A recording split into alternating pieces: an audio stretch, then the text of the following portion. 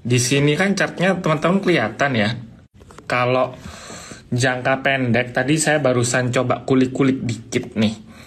Memang pergerakan IHSG itu kan aslinya tuh ranging ya. Teman-teman bisa lihat di sini. Nah, itu kan di sini agak ranging nih, di range harga 7.060 sampai 7.200. Rangingnya itu di sini. Tapi kalau teman-teman coba tarik jangka panjang, itu ternyata agak unik nih market kita. Ternyata dia semenjak bulan Juli nih di sini, teman-teman bisa kelihatan ya. Di sini tuh pertengahan bulan Juli sampai sekarang ternyata pergerakan IHSG kita itu ada di uptrend channel. Ini bisa kita lihat dari pergerakan harganya. Dia itu selalu ada di atas angka EMA 20-nya. Jadi teman-teman kalau teman-teman lihat,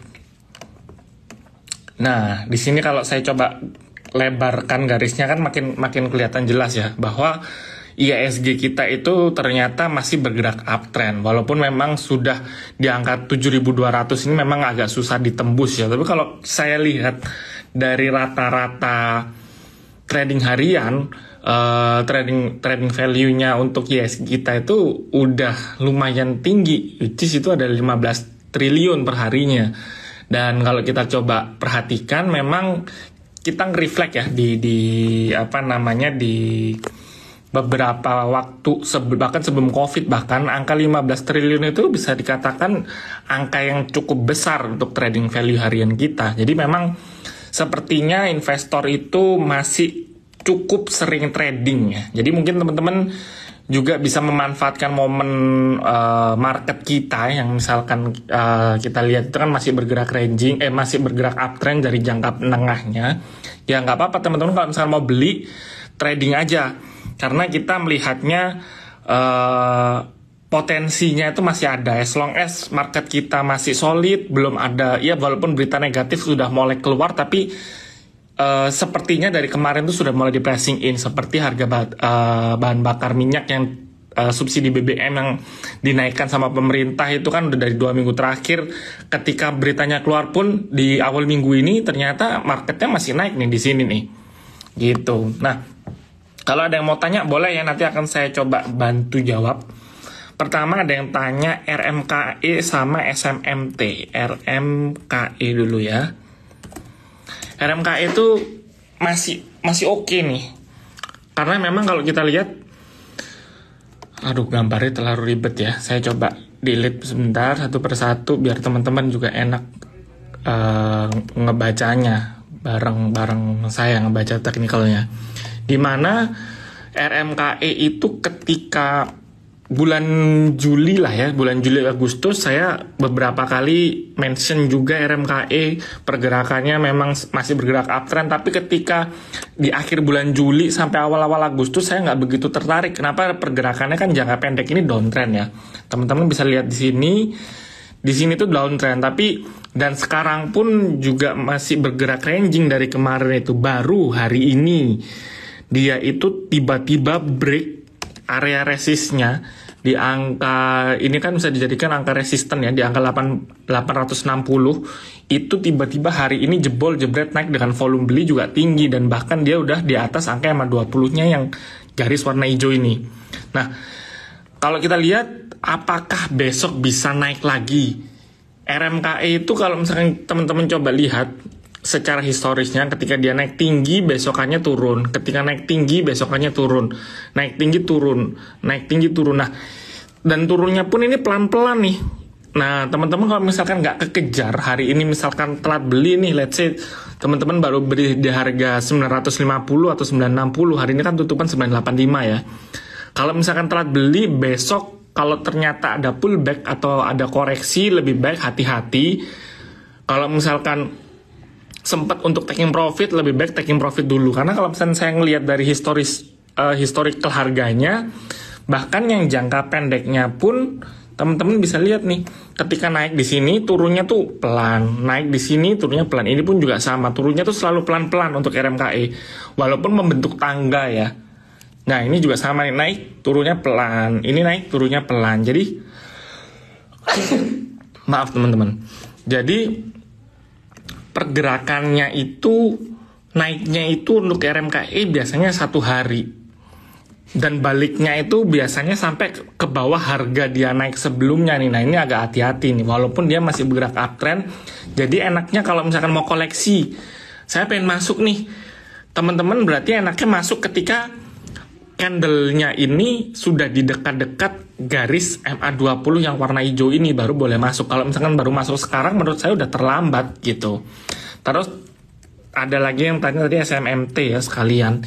Kalau SMMT dia memang pergerakan masih ranging ya, masih di range harga 745 sampai 900.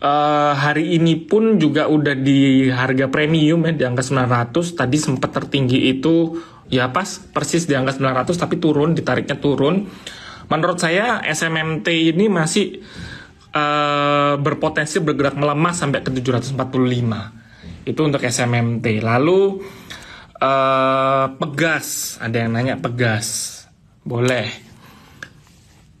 Wah, Pegas ini agak hati-hati nih. Kenapa saya bilang agak hati-hati? Dia, kalau saya coba gambarkan, dia udah 2 kali gagal nembus resisten. Kalau yang teman-teman suka baca pattern, ini itu dia potensi ngebentuk double bottom nih di sini. Nah, kalau ditanya potensi turunnya tuh sampai ke berapa? Kalau Pegas, saya coba gambarkan aja ya. Asumsinya dari target double bottomnya, double top maksud saya. Double top itu dia potensi turun 8%. Kalau misalkan dia 8%-nya itu bukan dari harga sekarang ya. 8% itu kalau misalkan dia udah nyentuh 1805 yang merupakan area supportnya. Jadi kalau misalkan turun lagi dari 8% dari 1805 yang merupakan angka supportnya, itu bisa sampai ke Nah, bisa sampai ke sini nih. Bisa sampai ke 1645. Tapi walaupun sekarang masih belum terbentuk ya double topnya, karena kan dia itu baru konfirmasi double top kalau misalkan harganya udah di bawah 1805. Sedangkan hari ini kan masih ada di 1900, jadi masih ada 100 poin lagi untuk dia bisa turun. Tapi kalau misalkan saya ngelihat pergerakannya sih memang harganya Pegas ini udah cukup premium ya, walaupun secara uptrend dia masih ada di uptrend channel. Nah teman-teman kalau misalkan mau akumulasi beli, kalau mau betting lebih baik di dekat 1805, misalkan nanti 1810, tapi ingat kalau misalkan tutup di bawah 1805 harus berani cut loss, karena dia kalau misalkan udah nembus area 1805 dia bisa berpotensi turun bahkan sampai ke 1645. Itu tadi untuk Pegas. Lalu MDKA, Merdeka Copper, teman-teman lihat di sini dia kan harusnya dia ngebentuk triangle, tapi teman-teman harus tahu ya, triangle itu kan terjadi adalah biasanya karena adanya pembalikan arah. Nah kalau kayak gini kan dia berarti nggak berbalik arah nih, dia melanjutkan continuation. Tapi saya sih juga nggak bisa bilang dia itu continuation, jadi saya nggak bakal pakai patternnya untuk MDKA ini. Kalau misalkan jangka pendek, kita ngelihat dari jangka pendek memang pergerakan MDKA itu kan dia kan downtrend nih, teman-teman bisa lihat. Nah jangka pendeknya downtrend, tapi kalau kita lihat jangka panjangnya itu dia masih ngebentuk higher low. Ini kan low pertamanya nih, di sini dia ngebentuk higher low, di sini higher low lagi, dan sekarang nih ini harga low sekarang itu udah sama dengan harga low sebelumnya. Nah ini mulai agak dihati-hati nih.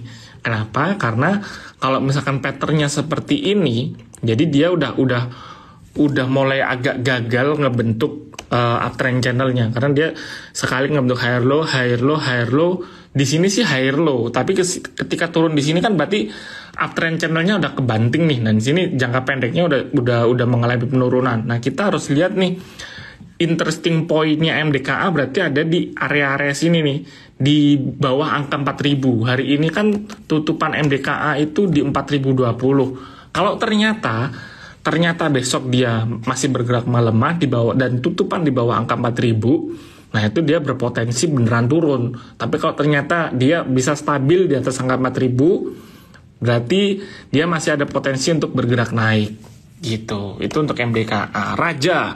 Wah, Raja itu laporan keuangan baru keluar ya.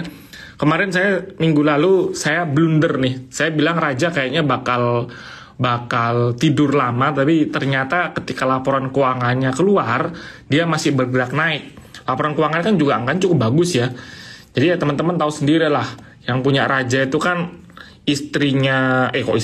suaminya Puan Maharani ya, ketua PDI. Jadi kita ngelihatnya memang saham ini itu ada kepentingan politik lah.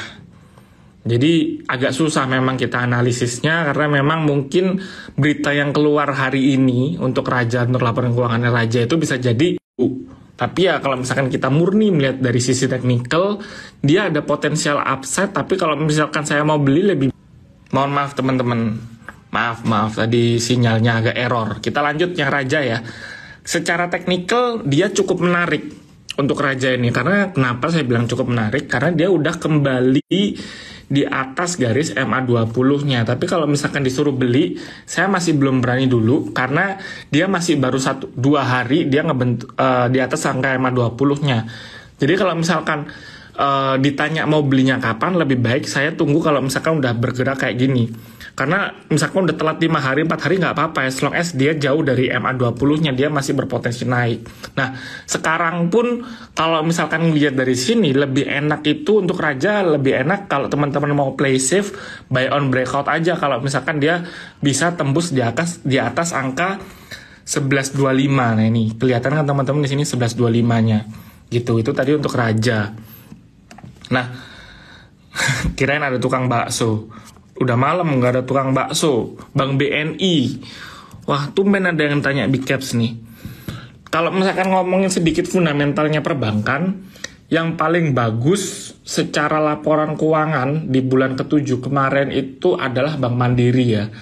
Bank BNI oke, Bank BRI oke, tapi ada plus minusnya lah. Kalau misalkan BRI untuk in term of penyaluran kreditnya agak kurang, sedangkan BNI untuk bottom line-nya earnings-nya agak kurang, tapi penyaluran kreditnya bagus. Nah, yang paling bagus itu adalah Bank Mandiri. Jadi penyaluran kreditnya oke, rasio-rasio perbankannya juga oke, earnings atau bottom line atau pendapatan si Bank Mandirinya tuh juga paling mendingan dibandingkan dengan bank-bank besar lainnya. Tapi oke lah, kita ngelihat secara teknikalnya aja dulu untuk Bank BNI. BBNI, teman-teman kelihatan nggak sih di sini? Nah, gini aja ya, kelihatan semua ya.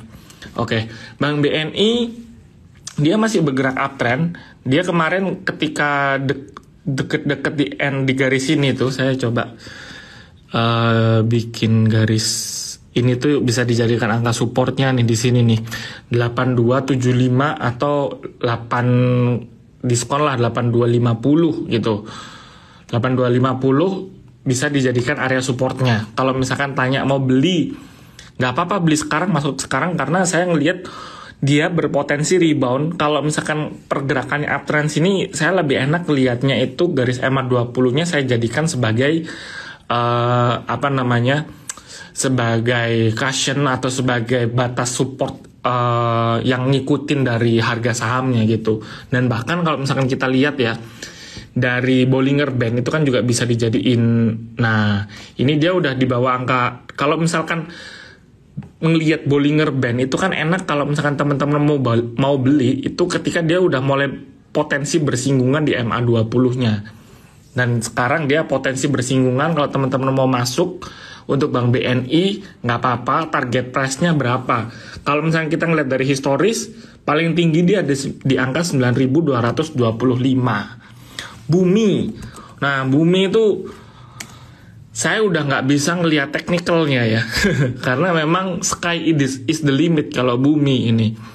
Karena memang pergerakan Bumi itu udah saya pikir udah nggak wajar, karena kebanyakan investor terutama retail trader itu udah mulai pada masuk, karena memang dari kemarin itu kayaknya dikasih sentimen apapun yang paling menarik itu adalah sektor batu bara. Mau banyak berita negatif tentang inflasi atau misalkan perlambatan ekonomi, tapi angka batubara tetap tinggi. Dan dari sektor batubara yang diuntungkan adalah yang bisa ekspor ke luar negeri, terutama ke negara Eropa. Negara Eropa pasti butuh high CV atau batubara dengan kalori tinggi, di mana yang bisa memproduce batubara berkalori tinggi ini tadi adalah ITMG sama bumi.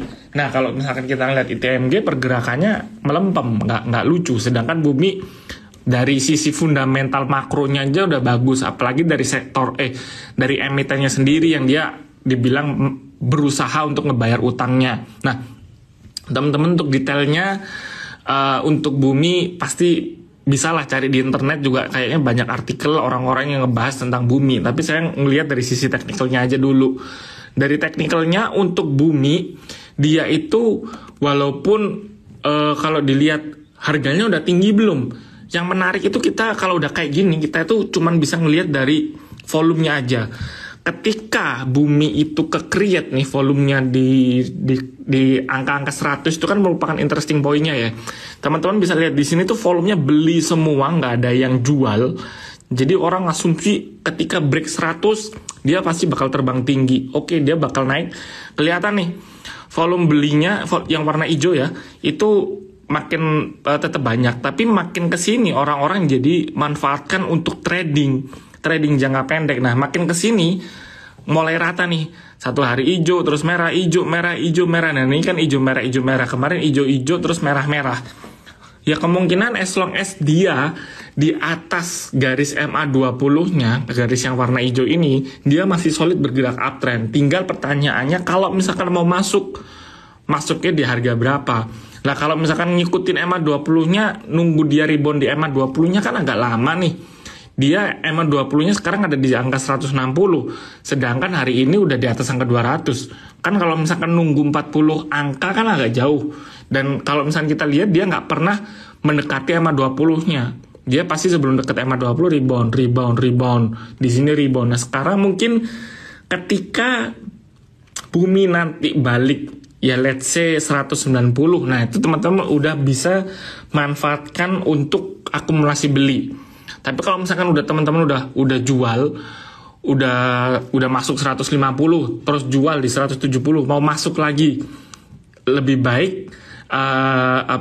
trading jangka pendek aja. Karena menurut saya bumi itu masih sangat-sangat atraktif. Kalau misalkan mau di hold ataupun di tradingin masih oke. Jadi ibaratnya misalkan teman-teman punya uang 100 juta bahkan 1 miliar pun, untuk kemungkinan nyangkutnya itu kecil. Kenapa? Karena secara volume bumi ini banyak yang tradingin. Jadi kalau misalkan tiba-tiba teman-teman buang 1 miliar barang bumi di market, itu masih ada yang nampung. Beda sama saham-saham small mid caps yang memang secara volume itu nggak sebanyak itu. Misalkan teman-teman beli 50 juta aja bisa langsung ke katrol naik. Nah, ini bumi menurut saya secara volume masih sangat liquid. Jadi kalau misalkan teman-teman punya barang uang banyak untuk masuk ke bumi buat trading pun juga masih sangat menarik. Tadi selain bumi ada yang nanya Adaro menurut saya juga sama. Grafiknya teman-teman lihat itu mirip loh. Ini kan Adaro nih. Nah, ini bumi sama-sama bergerak uptrend. Kenapa? Karena memang kondisi makronya itu masih menguntungkan sektor batu bara. Gitu. Dan Adaro pun kalau misalkan ditanya dibandingkan dengan perusahaan perusahaan batubara yang lain, Adaro itu yang secara ESG yang paling bagus, secara kesehatan finansial paling oke, secara manajemen paling bagus. Sekarang kan teman-teman tahu Adaro punyanya Boy Thohir yang paling oke lah. Saya ini nggak ngomong bias ya, tapi ini memang berdasarkan track record beliau gitu loh. Nah, kalau misalnya kita lihat pergerakan Adaro ini, apakah masih bisa berpotensi naik terus? Menurut saya masih bisa, bahkan sampai hari ini kan di 4020. Kalau ditanya ini naiknya bakal sampai ke berapa? Ini kan udah nggak ada harga historisnya, kan udah nggak ada nih. Jadi kita nggak bisa pakai support. Jadi paling enak kalau udah kayak gini kita pakai Fibonacci. Nah, di sini kan bisa kelihatan nih. 4110 itu merupakan area resisten yang cukup premium ya. Terus ada resisten lagi itu agak jauh karena memang ini kan untuk jangka panjang ya. Ada di 4720. Ya let's say kita diskon lah. Kita masuk sekarang di harga 4020. Mungkin holdnya 1 bulan sampai 4.500 itu menurut saya masih mungkin selama, ini perlu digarisbawahi, selama harga batu bara itu masih stabil di atas angka 400 US dollar per ton. Nah, saya coba kasih lihat gambarnya, grafiknya batu bara dulu ya. Sebentar. Nah, ini kan harga batu bara. Batu bara pun sekarang, waduh gambarnya nggak begitu kelihatan ya. Saya pakai lain aja. Nah, batu bara pun sekarang itu menunjukkan uptrend loh ini. Dia ketika kemarin itu kan susah nembus angka 440, ternyata pada kenyataannya dekatrol naik nih. Nah, ini yang jadi sentimen kenapa sektor batu bara hari ini dari kemarin juga teman-teman tahu masih sangat menarik untuk diperdagangkan, walaupun kalau misalnya dibilang BBM naik, orang-orang pada demo atau takut akan inflasi, itu kan jangka menengah sampai jangka panjang, atau dalam artian sampai akhir tahun nih, di bulan Desember baru ke-create, misalkan inflasi sampai 6%, ada yang bilang 7% gitu. Tapi untuk jangka pendek, untuk trading 1-2 hari, menurut saya batu bara masih sangat-sangat oke kalau teman-teman mau coba tradingin gitu. Kars, wah, Kars ini saham bangkit dari kubur nih. Kars sih saya nggak bisa ngelihat secara teknikal ya, karena kan memang kalau kita ngebaca pattern secara teknikal itu kan kita ngelihat secara harga historisnya. Sedangkan Kars ini dia baru bangkit dari kubur. Nah, kalau ditanya dia bisa naik ke berapa, ya ini jadinya agak lucu aja kalau misalkan saya gambarin pakai Fibonacci tadi. 97 bisa jadiin angka supportnya teman-teman ya. Kan hari ini kan tutupannya Kars itu di 105, which is itu udah di atas angka 100. Orang-orang sudah secara psikologi itu dari kemarin, kalau dari saham di bawah 100 tiba-tiba naik ke angka 100 itu secara psikologi itu orang-orang mulai berasumsi, banyak asumsi nih. Kayak contohnya Friend, terus tadi saya bahas Bumi, sekarang Kars. Nah ini apakah orang-orang sudah merasa mahal atau belum? Kalau misalkan masih belum, ditanya bisa naik sampai ke berapa, ada potensi naik sampai ke 117. Itu untuk Kars. Tapi ya kalau misalkan teman-teman baru mau masuk, 97 bisa dijadiin sebagai interesting point-nya. Kalau ternyata dia turun di bawah 97, lebih baik cut loss dulu, baru masuk lagi mungkin di 85 gitu. Apa nih, atau 150. Kars mantap, woi. Nah boleh aja. Kalau saya sih ngeliatnya 117 ya. Ya digenepin 120 deh biar angkanya cantik. Tapi kalau misalkan 97-nya ini turun, misalkan let's say dia turun, ya lebih baik antri lagi di bawah 85. Tapi kalau misalkan sekarang masuk, ya nggak apa-apa. Nanti belinya di angka 117. Saratoga kita lihat. Nah, Saratoga ini kalau misalkan kita lihat kayaknya Bapak Sandiaga Uno mau nyapres nih tahun depan. Jadi kelihatan dari sahamnya yang dari kemarin tiba-tiba turun, tiba-tiba mulai bergerak ranging, dan sekarang pelan-pelan dia naik. Ngebentuk, ini kan bottom awalnya ya, ngebentuk higher low, sekarang ngebentuk higher low. Ini angka 2800 itu dijadiin area resistennya. Bahkan menurut saya 2880 ini tadi ketinggian nih.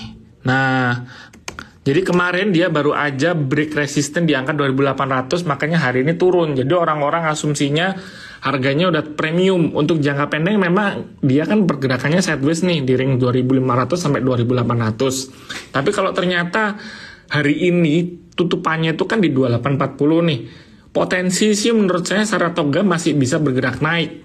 Dengan asumsi orang-orang yang beli itu masih mau pegang. Kalau misalkan orang-orang yang beli di sini nih masih mau megang, berarti kan buyernya itu masih ada, sellernya itu belum ke-create nih. Jadi orang yang beli di sini masih belum, asumsinya belum mau jualan. Kalau misalkan belum mau jualan, Jadi dia masih bisa bergerak naik. Kalau ditanya naiknya sampai ke berapa, kita lihat secara historis. Mungkin di sini karena ada ini nih, dia sempat sideways tuh di sini ya. Nah, sampai 3060 untuk Saratoga dia bisa naik. Sekarang kan tutupan 2840 ya. Cheng Li sih menurut saya masuk di harga sekarang, asumsinya di 2000, di bawah 2800 cut loss, tapi kalau misalkan dia bisa naik, jadi potensi risiko risk and rewardnya itu lebih gedean rewardnya, jadi enak teman-teman, lebih aman. Nah, ibaratnya lebih aman. Jadi kalau misalkan turun maksimal kita ruginya 1%, tapi kalau misalkan potensial naiknya bisa sampai 8%-an dari Saratoga ini tadi. Hope kita lihat. Harapan Duta Pertiwi, saya sih nggak pernah lihat ya saham ini. Oh, dia baru IPO ya? Oh, nggak ding. Wah, ini agak unik nih sahamnya nih. Dia beberapa kali auto reject bawah. Kalau teman-teman lihat ya, ini kita belajar sedikit. Dia itu 2 kali ngebentuk double top. Ini double top pertama. Terus dia ada double top lagi sebelumnya di sini nih. Salah. Menurut saya sih, kalau teman-teman masuk, saya nggak berani rekomendasiin sih. Karena sekarang itu liquidity lagi ada, liquidity lagi ample. Orang-orang lagi suka trading. Para trader sekarang sudah mulai bergairah lagi nih untuk trading, terutama di saham-saham batubara. Ngapain kita masuk ke saham yang liquidity-nya itu nggak ada? Jadi kalau misalkan tiba-tiba nyangkut nih di angka 69, bisa turun, bahkan ini potensi turunnya bahkan sampai ke 50 ya saya ngomongnya. Kalau misalkan bisa sampai ke 50 malah nggak bisa keluar, ngelihat teman-teman pada update cuan gara-gara trading, ya ngapain? Saya sih lebih enak, kita kan investor retail itu nggak punya power nih kalau sendirian. Tapi kalau banyak, kita sama-sama punya power. Jadi sekarang powernya itu lagi ada di mana? Lagi ada di saham-saham komoditas batubara kayak Bumi, Adaro tadi saya mention, itu masih sangat menarik gitu. Kayak Raffi itu juga masih oke. BRMS boleh kita lihat. Ini salah satu grupnya Bakri. Tapi bedanya BRMS dia gagal ya. Dia gagal gagal bergerak uptrend, dan yang kalau teman-teman lihat malah kembali bergerak ranging nih di range harga 220 sampai 240. Kalau teman-teman mau beli, saya sih lebih baik nunggu di bawah-bawah aja ya. Tampung beli aja. Jadi ini tips sandal aja. Kalau misalkan pakai aplikasi good till date aja, good till cancel. Jadi di 203, 220, 222, 224 teman-teman masuk aja antrinya. Tapi kalau misalkan dia jebol, kalau saya bilang sih untuk dia jebol di bawah 220 kayaknya enggak sih, karena ini udah 3 kali dia 220 ini jadi angka kuatnya nih. Jadi untuk BRMS kalau misalkan mau masuk ya 222, 224 gitu, masuknya nggak apa-apa. Nanti kalau misalkan ngelihatnya sini dia ada potensi rebound di bawah-bawah sini. Kalau misalkan dari sini, menurut saya sellernya masih kelihatan nih, walaupun sellernya nggak banyak ya. Kalau teman-teman lihat dari volumenya, sellernya kecil tapi nggak ada yang mau nampung, makanya harganya bisa jebol. Karena orang-orang asumsinya di sini, interesting point-nya di sini nih, di dekat-dekat 220. Jadi kalau teman-teman mau masuk yang ikut aja. Belum ada buyer. Sekarang ini masih belum ada buyer, makanya meskipun sellernya volumenya kecil, turunnya bisa drastis gitu. Arto, kita lihat Bang Jago. Waduh, Bang Jago enggak sih. Tapi kalau misalkan dia sampai 7.500, hari ini tutup berapa sih? 78 ya. Mau tanya lagi aja, kalau misalkan udah di 7.500 tanya saya lagi aja, apakah dia bisa rebound apa enggak. Tapi menurut saya sih dia dari 7.000, kalau misalkan masuk di 7.800 agak kurang sih, lebih baik tunggu aja. Dan kalaupun misalkan mau masuk, apakah di 7.500 angka yang bagus untuk masuk? Saya sih juga nggak bilang bagus, karena saya biasanya enaknya itu masuk ketika volumenya itu udah ke-create nih, kayak di sini dia memang masuk di 7.500 dia rebound, tapi saya mungkin baru rekomendasiin masuk ketika balik di 7.700, 7.800. Kalau di 7.500 saya nggak berani kasih rekomendasi buy karena ada potensi turunnya itu lebih besar. Sekarang pun juga sama. Tapi kalau misalkan teman-teman lihat nih, dari volumenya udah habis, jadi artinya orang yang dari kemarin trading, orang yang dari kemarin di sini beli ya, di sini kan beli nih, beli kelihatan dari volumenya beli, udah pada jualan nih, mereka cicil jual pelan, tinggal tunggu aja barangnya itu habis di harga berapa nih, karena yang beli di sini kan pasti barangnya juga terbatas, mereka pada jualan di sini, ada yang taking profit, ada yang cut loss, ada yang taking profit, pada jualan pelan. Kalau misalkan mau masuk, lihat aja momennya. Jadi sekarang ini mungkin sudah mulai diperhatikan, tapi jangan masuk dulu. Masuknya di dekat-dekat angka 7.500 pun kalau dia beneran konfirmasi rebound dengan volume yang tinggi, volume hijaunya kayak gini saya berani. Tapi kalau sekarang dijadiin watchlist aja dulu gitu. BBYB kita lihat saingannya. Newcomers, BBYB saya nggak suka sih pergerakan sahamnya ini. Saya lebih suka acaranya BBYB besok hari Sabtu sama Minggu, kan ada local fest tuh. Teman-teman yang di Jakarta yang masih ABG kok saya malah promo ya. Tapi ya BBYB sekarang lagi secara kalau misalkan kita ngeliat dari bisnis realnya lagi banyak ngadain acara ya, nggak cuma BBYB aja ya, kayak Bank Raya pun juga sama. Jadi bank-bank digital kayaknya lagi berusaha nge-guide pasar.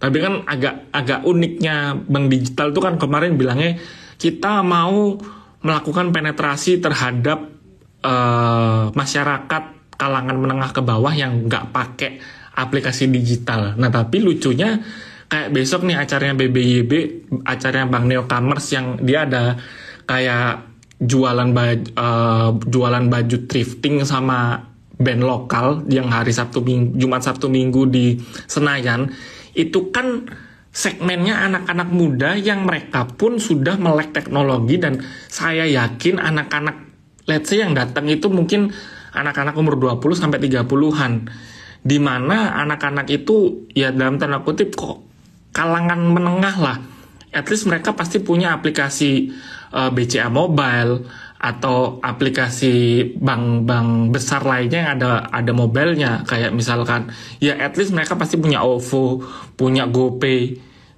gitu. Jadi mungkin untuk BBYB menurut saya bikin event sebesar besok hari weekend besok menurut saya agak blunder sih, karena memang kemarin bilangnya dia targetnya adalah orang-orang yang tidak memiliki aplikasi bank digital, sedangkan dia bikin acaranya di Jakarta yang notabene orang-orang sudah melek semua tentang aplikasi digital. Ya at least mereka pasti punya OVO, punya GoPay, punya Dana, punya BCA Mobile dan lain sebagainya. Untuk mereka ngepenetrate ini berarti kan mereka, si BBYB ini harus berantem ya, dalam tanda kutip berantem sama aplikasi-aplikasi yang sudah mature duluan gitu. Menurut saya agak susah sih secara jangka panjangnya. Ini saya ngomong secara jangka panjangnya.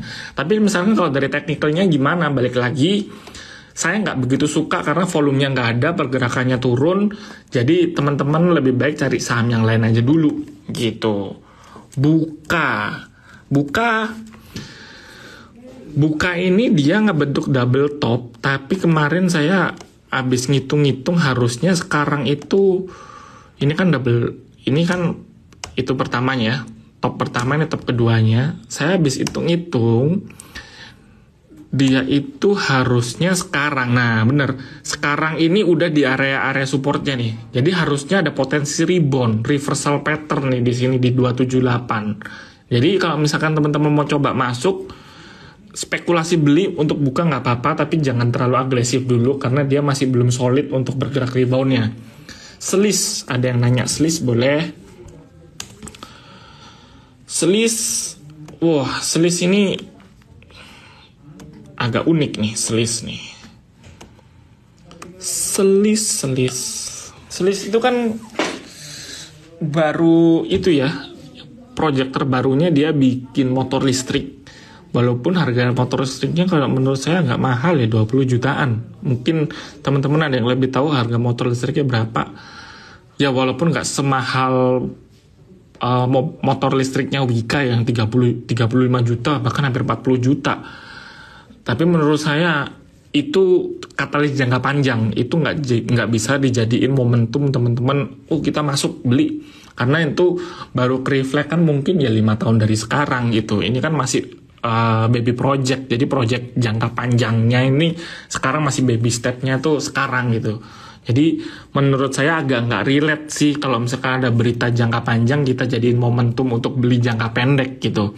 Jadi kalau kita lihat memang secara teknikal pun ini wajar hari ini turun karena dia kan ada gap nih di sini. Gapnya agak kecil sih. Ntar ya saya coba gambarin.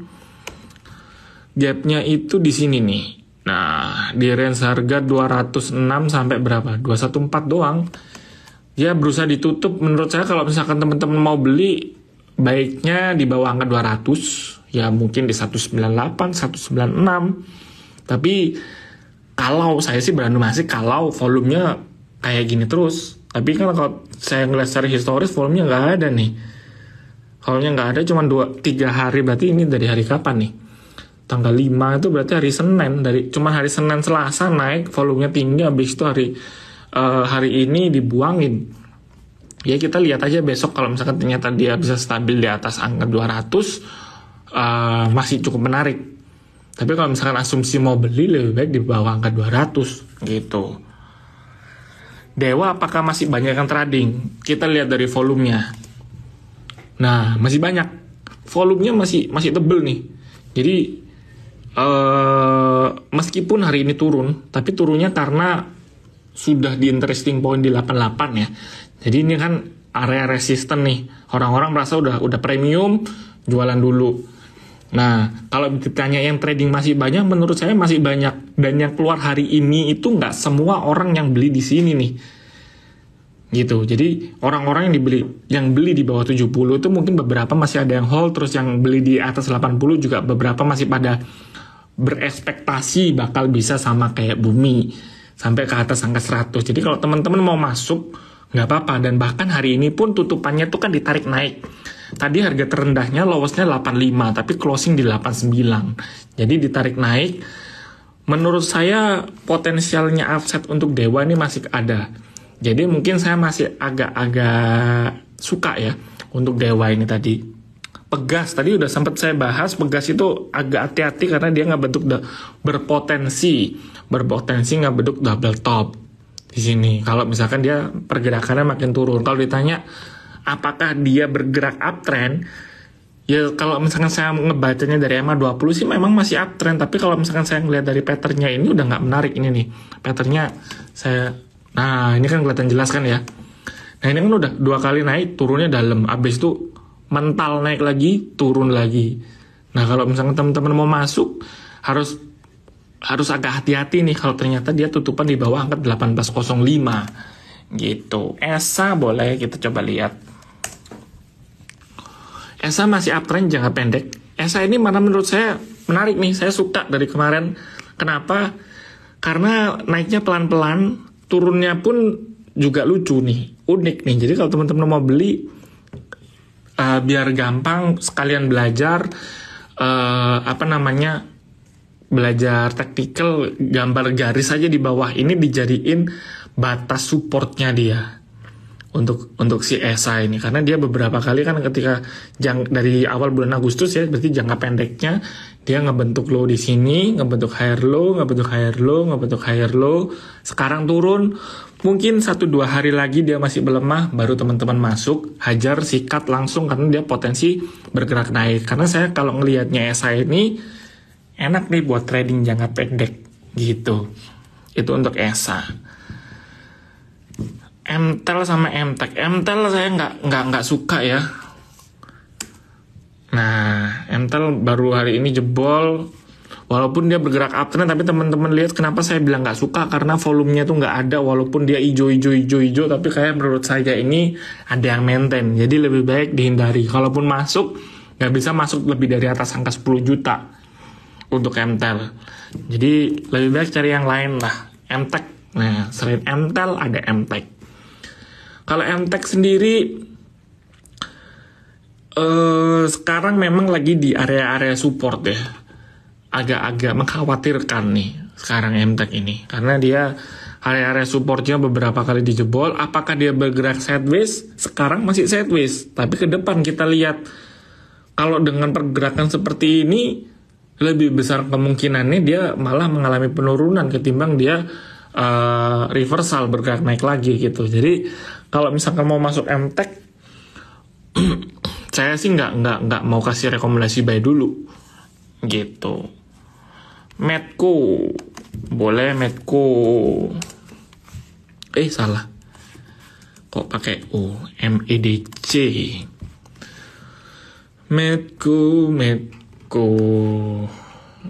ini dari kemarin orang kan, kalau yang suka trading Medco dari 2 tahun terakhir ya, itu kan anak usahanya dari dulu kan dibilang mau IPO nih, yang Aman Mineral dibilangnya.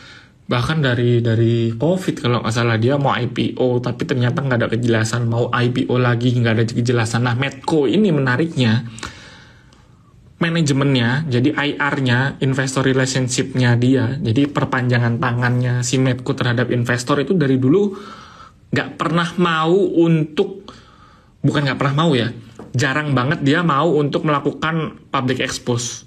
Jadi diem-diem aja.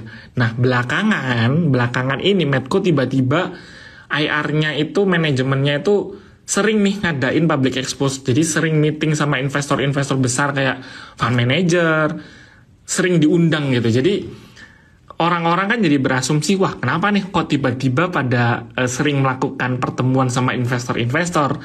Apakah Aman Mineralnya akhirnya jadi mau di IPO-in? Karena kan kalau misalkan mau anak usaha mau IPO kan harus woro-woro dulu kan, harus ngasih tahu ke investor besar lah at least. Nah, ini orang-orang jadi pada berasumsi seperti itu. Tapi apakah benar untuk Aman Mineralnya itu akan segera melakukan IPO? Ya ini masih gosip di market lah. Saya nggak bisa memastikan juga karena memang belum ada kejelasan. Manajemen juga sikapnya itu ambigu ya, kayak mau nggak mau gitu. Ya kita ngeliatin secara teknikalnya aja bisanya, karena memang secara fundamental pun Medco itu kan nggak aslinya ya, dia itu kan nggak begitu sensitif terhadap harga minyak dunia gitu. Jadi ya kita asumsikan pergerakannya saja dari sisi teknikalnya. Kalau dari teknikal memang dia baru bergerak naik nih, volumenya tiba-tiba baru ke-create, baru bergerak uptrend. Tapi kalau hari ini turun, bisa dimanfaatkan teman-teman besok mungkin ngantri di 890 lah, atau at least di 900 kalau misalkan optimis dengan grafiknya gitu. Hari ini kan tutup 930, kalau mau antri beli 900 sama 880 dijadiin 2 gitu. TAPG saya untuk saham CPU. Maaf ya teman-teman, ini internet di kantor nih udah jam segini agak lemot nih. Kita lanjut lagi, TAPG itu saya nggak begitu suka ya secara fundamentalnya dulu, karena memang sektor CPO itu kayak dijadikan anak tiri sama pemerintah Indonesia, di mana sektor batu bara kan dielu-elukan, tapi sektor CPO, padahal dua sektor ini kan sektor pendukung pendapatan Indonesia ya dari segi ekspor. Yang pertama kan batu bara, yang kedua CPO. Tapi CPO itu terlalu banyak intervensi dari pemerintah. Kenapa? Karena beda sama, ini saya ngomongin sedikit tentang fundamentalnya ya. Beda sama batu bara. Batu bara di situ ada perusahaan BUMN besar yang turun tangan kayak PTBA. Sedangkan sektor CPO itu nggak ada perusahaan BUMN-nya. Jadi kayak pemerintah juga kayak bodo amat gitu, lu mau survive ya bukan urusan gua, karena nggak ada BUMN-nya, jadi nggak bakal ditalangin, nggak bakal ditolongin. Sedangkan untuk batu bara lebih banyak di anak emaskan lah ketimbang si CPO ini tadi. Makanya kalau teman-teman ngelihat sektor CPO ini secara fundamental nggak begitu menarik, tapi kalau secara teknikal dia baru aja berbalik arah. Ini dia membentuk cup and handle nih. Nah, gambarnya kan enak nih. Seret ini kan cup and handle-nya jelas nih. Tapi kalau ditanya apakah beneran cup and handle, kita harus lihat jangka panjangnya, karena ini time frame-nya ini panjang nih. Ini dari bulan Juni nih dia nggak bentuk cup and handle. Kita harus lihat apakah dia beneran turun dari atas. Turun dari atasnya sih nggak begitu jauh. Nah ini tuh orang-orang tuh suka salahnya di sini. Mereka ngelihat pattern, oh kayaknya kebentuk nih cup and handle, tapi kan ini time frame-nya ini panjang, dan apakah beneran berbalik arah? Dia itu sudah berbalik arah di sini duluan, tapi turun lagi. Jadi ini nggak bisa kita bilang cup and handle. Kalau cup and handle yang bener itu ya misalnya pergerakannya itu ketika dari angka tertinggi di 900 dia nggak ada rebound di sini nih, jadi turunnya kencang seret, dan dia cup and handle-nya tuh di sini. Tapi kan ini udah kelewat di sini, jadi kita nggak bisa bilang ini cup and handle. Cuman dia memang berbalik arah dan sekarang dia sudah bergerak uptrend.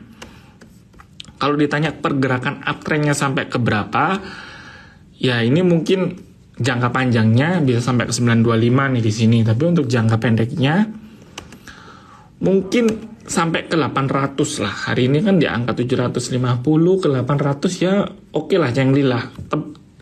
Untuk batas stop loss-nya di 735. Tapi disclaimer ya, saya nggak begitu suka sama sektornya. Saya tapi suka sama teknikalnya. Nah ini agak unik nih. Kadang memang suka bertentangan yang namanya fundamental sama teknikal itu tadi. ADMR tadi ADR-nya sudah kita bahas. ADMR-nya masih ranging jangka panjang banget. Belum ada tanda-tanda pembalikan arah. Jadi buat teman-teman lihat ini rangingnya makin lama makin kecil dan volumenya juga makin lama makin hilang. Saya sih nggak begitu suka ya untuk ADMR ini, jadi jangan dipaksakan masuk lah. Lebih enak induknya, lebih enak Adaronya tadi juga sempat saya bahas. Adaronya tuh masih bagus loh, dia masih bergerak uptrend loh. Teman-teman masih boleh masuk aja gitu.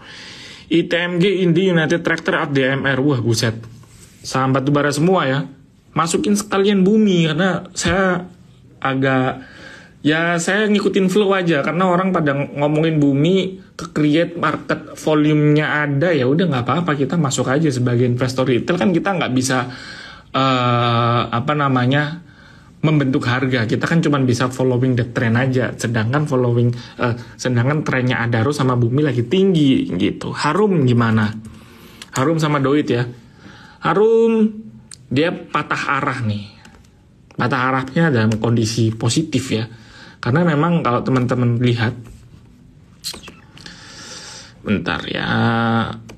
Aduh, gambarnya mana deh? Oh, maaf. Sebentar.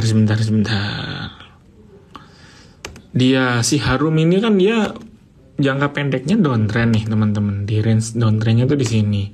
Tapi ternyata dia waktu mantul di sini dia jebret naik, dan sekarang pun berarti sudah berbalik arah. Saya gambar lagi, sudah masuk ke uptrend. Nah ini tuh bagus nih, pattern kayak gini tuh enak buat trading nih. Jadi kalau misalkan buat jangka panjang enak, jangka menengah juga enak, jangka pendek apalagi gitu. Jadi flow-nya Harum itu masih ada. Tapi sekarang kalau misalkan jangka pendeknya ya, saya coba perbesar grafiknya. Jangka pendeknya memang dia lagi di harga yang premium, makanya dia turun. Jadi kalau teman-teman mau masuk mungkin ya standby di 17.50 atau 17.20 nggak apa-apa. Atau misalkan nunggu di garis EMA 20-nya nih, deket EMA 20-nya kalau misalkan teman-teman mau lebih safe lagi. Tapi kalau misalkan saya lihat jangka pendeknya dia masih uptrend. Jadi teman-teman kalau misalnya mau beli Harum nggak apa-apa. Tapi ingat ya teman-teman, kesalahan kebanyakan investor retail tuh kalau optimis sama satu sektor tuh kan semua dimakan. Kayak misalkan Adaro dimakan, Bumi dimakan, Harum dimakan, ITMG dimakan. Jadi portofolionya tuh batu bara semua. Jadi kalau misalkan tiba-tiba sektor batu baranya berbalik arah, langsung amsyong semua. Jadi ya keputusan yang cukup bijak kalau misalkan teman-teman itu mendiversifikasi sahamnya berdasarkan sektor. Jadi jangan satu portofolio tuh isinya satu sektor semua gitu. Nggak apa-apa kalau misalkan mau masuk Harum ya udah, tapi nggak usah masuk Bumi, nggak usah masuk Adaro. Atau misalkan tadi udah beli Bumi, nggak usah masuk Harum, kita lebih enak cari yang lain aja kayak gitu. Sido menurut saya masih belum, dia masih downtrend. Sekarang ini dia lagi ranging di angka 700 nih. Menurut saya dia belum ada pembalikan arah, karena memang resultnya untuk Sido itu kan nggak begitu bagus ya kemarin ini. Jadi saya sih nggak berani masuk dulu. Kalau mau cicil beli, ya teman-teman tahu sendiri lah, saham Sido ini kan saham yang manajemennya itu keluarga. Biasanya manajemen keluarga itu suka diotak-atik. Contoh kasusnya kayak Sril. Teman-teman tahu sendiri, Sril itu bandarnya ya, kita belak-belakan aja ya. Bandarnya Sril itu orang dalamnya sendiri. Jadi makanya harganya itu bisa semrawut, nggak ada yang ngatur gitu loh. Sido ini kita bisa lihat karena manajemennya itu kebanyakan orang dalam semua, keluarga semua ya, pasti banyak yang berkepentingan lah. Nah takutnya bisa jadi kayak Sril gitu. Nah kalau misalkan kita lihat secara fundamentalnya juga lagi jelek, ya kita tunggu aja lah ngelihat berita terbarunya Sido itu apa, karena menurut saya belum ada berita terbaru yang cukup positif ya untuk si Sido ini. Terus BKSL, BKSL baru rompat ya kemarin ya. Saya sih nggak ngeliatin sih ini, emang dia baru bangkit dari kubur. Tapi teman-teman lihat nih, volume belinya persis sama kayak volume jualnya. Jadi orang yang beli kemarin udah pada jualan hari ini. Nah kita lihat nih, yang pada jualan ini mau masuk lagi nggak? Kalau yang mau masuk lagi dia bisa sampai ke 86. Tapi kalau ternyata yang beli kemarin jual hari ini dan nggak mau masuk lagi, mereka switching ke sektor lain, yang berharap doang nih investor-investor seperti kita yang berharap bisa nih balik arah untuk bisa naik lagi. Tapi menurut saya sih agak munafik aja ya kalau kita ekspektasi bisa cepat berbalik arah, karena kalau teman-teman lihat yang beli kemarin udah pada jualan hari ini. Ya kita asumsikan kalau misalkan besok masih ada yang beli dan belinya sebesar kemarin, berarti dia bisa naik sampai ke 90. Tapi kalau ternyata yang besok yang masuk atau yang beli adalah investor-investor kecil yang berasumsi besok bisa naik lagi nih, besok bisa beggar nih, ya sorry to say pasti bakal turun perlahan, bisa sampai balik ke angka 60 lagi untuk BKSL. Iya, ada yang ngepom-pom takutnya. Jadi mending lebih baik kita main aman aja. Antam dia lagi ranging di 1870 sampai 2000. Antam itu kalau teman-teman lihat dari kemarin itu kan dia baru bergerak naik kalau ada berita positif ya. Jadi kayak yang terakhir itu kan kerjasamanya Antam sama perusahaan dari Cina yang mereka ingin ngebuat tambang nikel atau aluminium nih yang dipakai buat baterai itu. Tapi setelah itu di tradingin jangka pendek, jadi sell on news, habis itu selesai turun lagi. Nah kalau misalkan mau masuk Antam ya ngeliat nih historisnya aja. Kalau misalkan dia ada berita baru atau berita bagus, atau misalkan let's say Tesla buka pabrik di Indonesia atau Tesla tekan kontrak dengan Antam, nah kayak gitu-gitu pasti harganya bakal naik. Tapi naiknya paling mentok-mentok seminggu 2 minggu, habis itu turun pelan-pelan. Nah sekarang kan belum ada story lagi nih, makanya dia lagi turun pelan-pelan. Kalau mau masuk Antam tinggal search aja, search di Google saham Antam, terus masuk ke news, ada berita terbaru nggak. Kalau misalkan beritanya cuma berita teknikal aja ya nggak usah repot-repot kita masuk, karena pergerakan harga sahamnya pasti bakal kecenderungan sideways gitu. Astra International, asa kita tadi hari ini dari tim Trimegah juga memberikan rekomendasi sell, bukan rekomendasi buy, rekomendasi sell. Kenapa? Karena dia udah nggak bentuk double bottom dan dia udah ke break, potensi turunnya bisa sampai 6450. Dia juga sudah naik cukup tinggi. Kalau misalkan mau masuk, mungkin diperhatikan aja di angka 6.500-nya. Apakah dia bisa berbalik arah atau misalkan bisa turun. Kalau misalkan turun bisa sampai ke berapa? Bisa sampai dalam, karena ini naiknya itu nggak pakai rem ya. Kalau misalkan turun ya pasti remnya juga tiba-tiba blong juga nih. Nah, bisa sampai ke sini bahkan ke 6.100, 6.200 ya, cukup jauh lah kalau dari harga sekarang. SLC sama INKP. INKP dulu ya. INKP harga pulp itu kan lagi bagus, lagi stabil di angka 6.400, makanya harga sahamnya juga lagi oke. Kita beberapa hari terakhir memberikan rekomendasi buy untuk INKP dengan targetnya itu masih jauh di 9.200-an. Jadi kalau misalkan hari ini masuk kan masih di bawah 9.000, masih oke lah teman-teman, masih masuk karena dia juga jangka pendeknya itu masih bergerak uptrend. INKP masih boleh masuk. SLC-nya gimana?